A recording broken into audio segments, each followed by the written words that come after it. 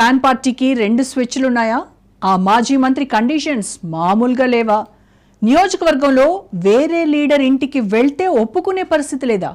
ఆ ఇంటి మీద కాకి మా ఇంటి మీద వాలొద్దంటున్నారా? పార్టీలో సబ్ జూనియర్ కావచ్చు, రాజకీయాల్లో మోస్ట్ సీనియర్ను అంటున్నారా?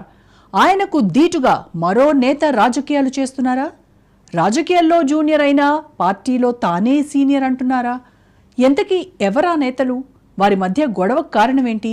Let's watch this story.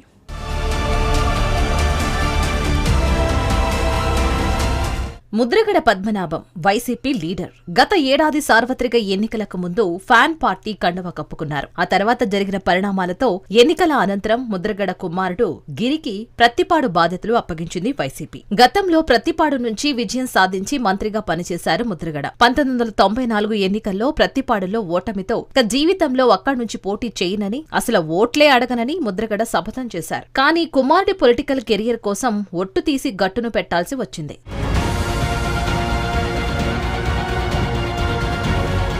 2014లో Prathipadu నుంచి వైసీపీ తరపున పరుపుల సుబ్బారావు, 2019లో పర్వత ప్రసాద్ ఫ్యాన్ పార్టీ నుంచి విజయం సాధించారు. గత ఎన్నికల్లో మార్పులు చేర్పులతో ప్రసాద్ ను పక్కన పెట్టి మళ్లీ సుబ్బారావుకు అవకాశం ఇచ్చింది పార్టీ. తనకు టికెట్ రాకపోవడంతో ఎన్నికల ముందు నుంచి ప్రసాద్ సైలెంట్ అయిపోయారు. ఫలితాల తర్వాత పార్టీ నియోజకవర్గ బాధ్యతలు ముద్రగడ ఫ్యామిలీకి అప్పగించడంతో సుబ్బారావు దూరం అంటున్నారు. ఆఫ్టర్ రిజల్ట్స్ టీడీపీ నుంచి ముదునూరి మురళీకృష్ణంరాజు వైసీపీలోకి చేరారు. అంతకుముందు ఆయన వైసీపీ నుంచి సైకిల్ ఎక్కి తిరిగి సొంత గూటికి చేరారు. ఈ మధ్యనే నర్సాపురం పార్లమెంటు పార్టీ పరిశీలకులుగా మురళీకృష్ణంరాజును నియమించింది వైసీపీ. దాంతో నియోజకవర్గంలో పట్టు కోసం ముదునూరి అడ్వాన్స్ అవుతున్నారు.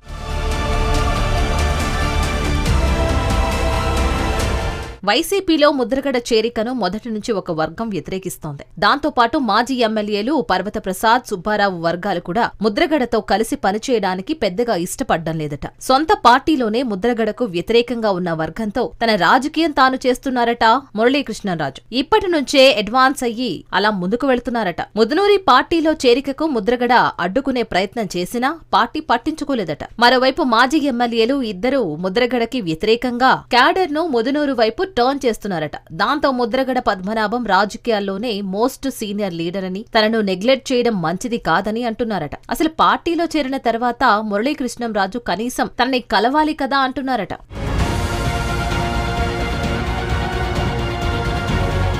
కృష్ణంరాజును కలిస్తే తన ఇంటికి రావద్దని కుండబద్దలు కొట్టేస్తున్నారట ముద్రగడ. ఆ కాంపౌండ్ కి ఈ కాంపౌండ్ కి చాలా దూరం ఉందని అంటున్నారట. ఒకటే పార్టీ కదా అని ఎవరైనా లోకల్ లీడర్లు క్వశ్చన్ చేస్తే no more arguments, first person after party అని క్లారిటీ ఇచ్చేస్తున్నారట. రాజకీయాలు మాకు చాలా బాగా తెలుసండి, టైం వచ్చినప్పుడు అందరికీ సమాధానం చెప్తానండి అంటున్నారట ముద్రగడ. అయితే ముద్రగడకు ధీటుగానే జవాబిస్తున్నారట మురళీకృష్ణంరాజు. తాను ఒక పార్లమెంటుకు పరిశీలకుణ్ణి అని, ఆ హోదాలో సొంత నియోజకవర్గంలో పార్టీ క్యాడర్ను కలిస్తే తప్పేంటని ప్రశ్నిస్తున్నారట.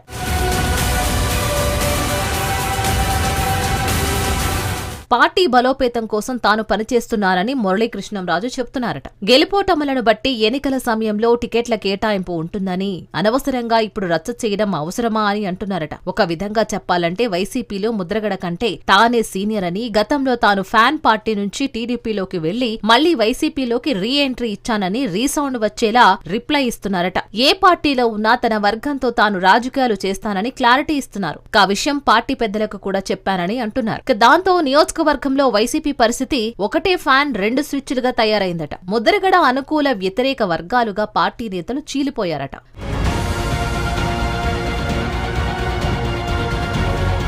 మొత్తానికి సొంత నియోజకవర్గంలో వేరే జంక్షన్ తయారవడంతో ముద్రగడ కుదురుగా ఉండలేకపోతున్నారు. చూస్తూ ఊరుకుంటే ఎక్కడ తన కొడుక్కి తేడా వస్తుందోనని, వాళ్లు కావాలో మేము కావాలో తేల్చుకోండి అంటున్నారు. ప్రత్తిపాడు వైసీపీలో మొదటి నుంచి 2 గ్రూపులుగా నేతలు విడిపోవడం కంటిన్యూ అవుతోంది. మరి ఫ్యాన్ పార్టీ పెద్దలు ఎలా ముద్రగడను కన్విన్స్ చేసి ముదునూరుని కాంప్రమైజ్ చేస్తారో వేచి చూడాలి.